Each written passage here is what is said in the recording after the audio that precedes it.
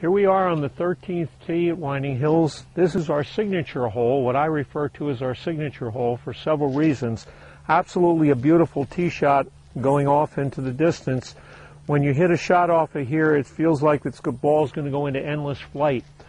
Very important is you don't want to go for this green. There's a desire a lot of the guys have to go for it. The longer hitters try to hit it on the green, but the risk reward is very, very high. So I've chosen a 4-wood today, and I'm going to try to lay it out there in the fairway for an easy pitch up to the green and what will be a probable birdie on the hole.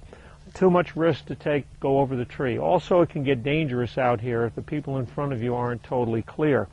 So we're just going to swing away, put it over the left corner of the tree, land it in the fairway, pitch it up, drop it in for birdie, and go on to the next hole, number 14.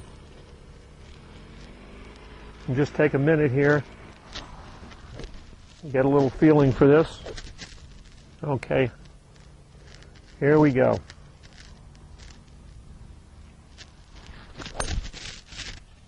And I pulled it a little bit. Didn't hear it hit any trees. I'm going to hit another ball because I think I may have pulled that a little into the rough.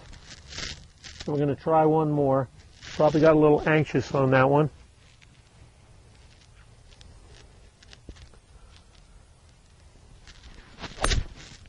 That's about perfect right there. That should be in the fairway for an easy pitch up to the green. Let's get down. I'm going to hit one off the ladies' tee also. Well, we're still on the 13th tee, but we've moved down to the ladies' tee. I decided to hit a second shot here in demonstrating this hole because it's so significantly different. A lot of times, even when I'm playing the course, I choose to play from here because it's kind of a different perspective on the hole. Looking down now, we can really see how the dogleg is when a hole moves out in one direction and then shifts its plane into another direction. This is the dogleg left, so it means it goes out straight and then goes off to the left. You can get a very good perspective on the dogleg here. Also, it's a very interesting hole, a very spiritual hole, because there's a foundation on this hole that goes back probably into the 1700s. Original settlers that were on here. When the Devitt family decided to build this golf course, they could have had the option possibly of plowing that under, but rather than that, they preserved it. And they preserved it very beautifully. Inside of the foundation, they planted flowers. It's just marvelous. And your tee shot here, from this position on the ladies' tee, if you want to really go for it, you got to go right over the foundation, land it in the fairway, and then pitch up. A foundation like this, because it's maintained in the hole, is an integral part of the hole, so it comes into play. Normally a man-made obstacle you get relief from, you'd be able to get a lift and drop, but here it comes into play. So if you get the ball in the foundation or around it, you would have to take a penalty stroke to take it out to the nearest point of relief. So it presents an interesting challenge. I kind of like to think of the family there, sometimes if I really let my fantasy go, having dinner while I hit it right over their head perfectly into the fairway. But that's my weirdness, so you'll have to live with that in this video. Have some fun with it with me. Okay, so we'll square up, and we're just going to hit it right over that foundation, lay it in the fairway, and play from there. That's about where I wanted to hit it. Looks pretty good. Okay, let's get down and see what we have and hit some nice pitch shots into the green. All right, I set the ball pretty much where I wanted to. I kept it away from the bunker that was on the right.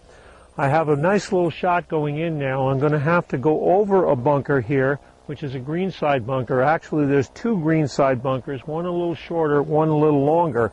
So it kind of slips in there before you get to the hole, one much closer. Now, what I'm going to try to do here is I have two choices. I'm at a distance to the flag. The flag is on the back part of the green, where I can either hit this in with a full sand wedge or use a pitching wedge in a 3/4 swing. I'm going to try both of those shots and see what I can do with it. The reason I might want to go one way or the other, the sand wedge is going to come in from a higher angle. It's going to have more stopping power. The pitching wedge is going to hit, check, and roll up to the flag. Sometimes that's a better choice when the flag is toward the back part of the green. So we'll hit two shots here and see what we can come up with. Cast the pitching wedge aside first of all.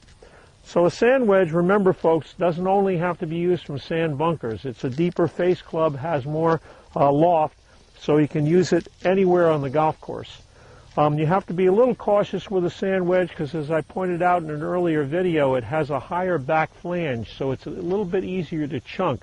So you want to make sure that you keep your hands well ahead as you're going down and through the ball. Let's see what the distance comes up with the sand wedge.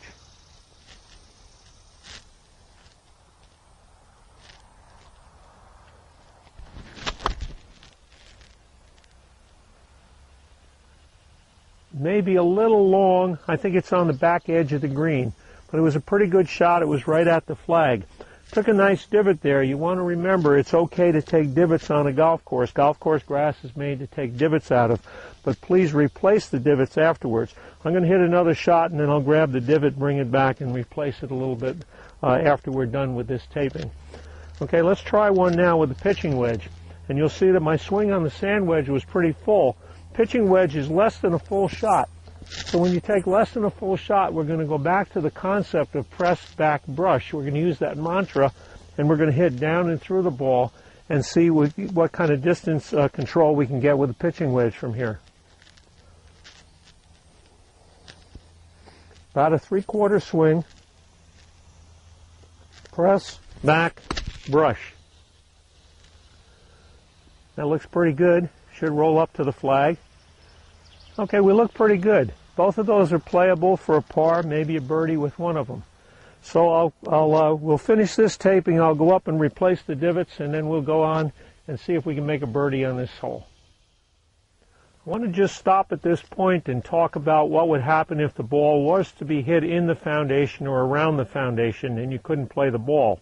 So I'm pretending now that I've retrieved the ball from inside the foundation, and I walk out to a point of nearest relief.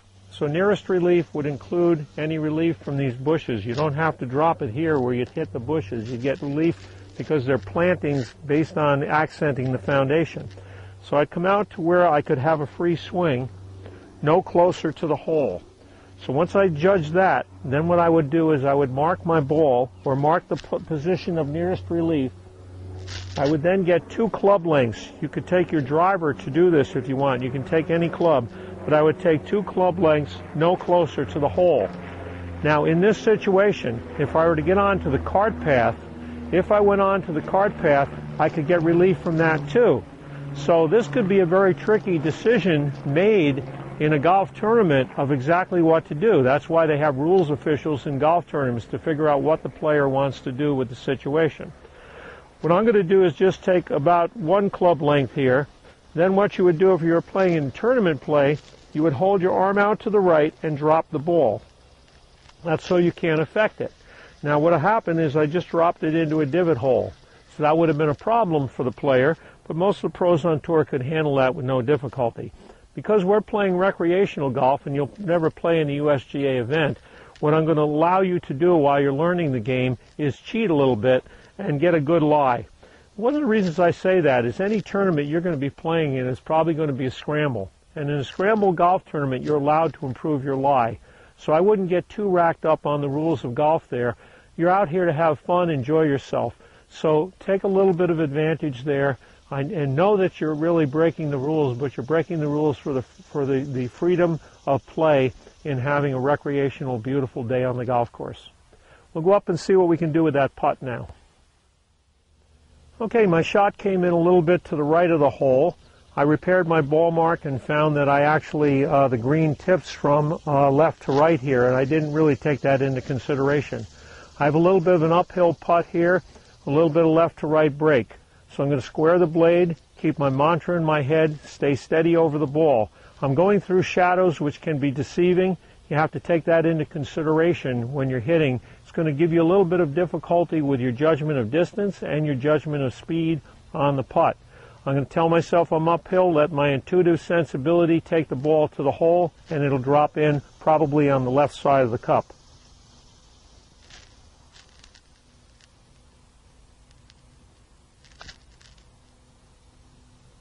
That's just about what I expected I would do.